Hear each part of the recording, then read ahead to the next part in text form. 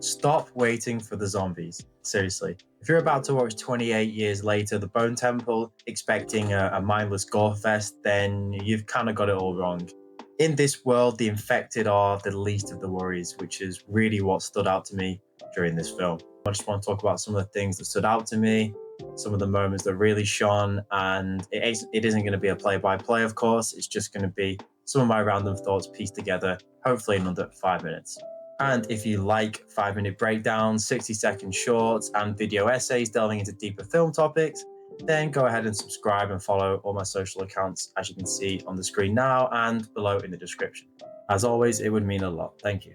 Now, this is a full spoiler warning, so make sure you have not watched the film before seeing this, and I'm just giving you one final warning before we jump in. This is Cinema Loving, and this is my review of 28 years later, The Bone Temple. First, we need to give Nia DaCosta her flowers. Now, I think she was unfairly dragged for the Marvels. I quite enjoyed that. And in this film, she takes the franchise in a whole new direction, which is definitely very fresh and inventive. Her eye for tension is absolutely elite, and there is no better example of this than the meeting between Ralph Fiennes' character and Jack O'Connell around halfway through the film. It is easily my favorite part of the entire runtime. You have two people with completely differing ideologies clashing in a way that feels electric despite them just sitting down and talking. And I really enjoyed that. It's written really well, and it's a quiet psychological chess match, which creates any more dread than a jump scare could ever do. So I really appreciated that. Plus, the cinematography overall was beautiful. It really made use of the nature, and especially during the sort of devil worshipping song scene at the end, it was absolutely mind blowing and a real spectacular set piece, which I've recently seen was all done manually. So huge kudos to everyone involved in that. It was beautiful to look at. Now, moving on to the main characters here, Ralph Fiennes stole the show in 28 years later, and the film focuses more on him. In this one, his relationship with Samson, who's the big scary naked zombie from the first one, was brilliant. The fact that he basically cured him was just a massive franchise-shifting moment. But his death at the end, I mean, I don't really know what's going to happen going forward in those films, but his death at the end may have put an end to that, but it's hard to say. But that was just a really cool moment, and him playing the devil at the end, I mean, it was just high-octane, crazy, and an absolute career highlight for Fiennes, for sure. And then in the other corner, you have Jack O'Connell, who was fresh off his villainous turn in Sinners, and he brings basically that energy, but far more chaotic, far more crazy.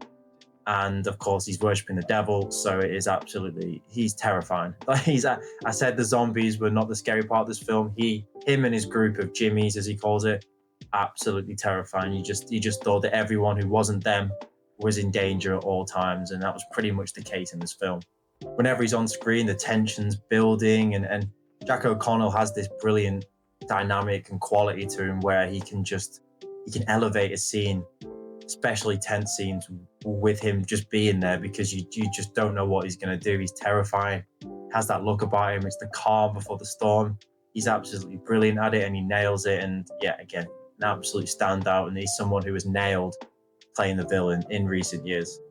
My only gripe with this film is that Alfie Williams, who was the star of the first film, doesn't really get anything to do here. He's just part of the Jimmy's group just to stay alive, essentially. And it's a shame, really, because he was, a standout child actor in the first film. But in this one, he just doesn't get the chance because the story isn't really about him, which, as you see, as the story plays out, it's not too much a miss that he's not really involved. Like I said, it's all about Fiennes and O'Connell's characters, who are just two fantastic ones and two of the best in the whole franchise, probably. That said, his reunion with Fiennes at the end was a nice touch that gave the film a little bit of heart during all the chaos that was ensuing. I was really blown away by this film, by the fact that it managed to take what 28 years later did and come back fresher and better, and generally just bring a much better film overall. I'm giving this a strong 4 out of 5 stars. It was visually brilliant, the characters were engaging, and most importantly, like I said, it felt fresh. And I'm honestly not sure where the franchise goes at the end. We saw Cillian Murphy's character come back into it, and obviously Alfie Williams' character and one of the Jimmies as well, they're still alive right at the end with them. So I'm sure it's going to go into a new direction, but I just hope that you can find a way to keep the franchise fresh, because I would love to watch another film that can reinvent it as this one just did. So hopefully they can do that. If so, then I'm definitely going to be seated for that. So what did you think of the Bone Temple? I really enjoyed it. What do you guys think? Let me know in the comments, and I'll see you in the next video.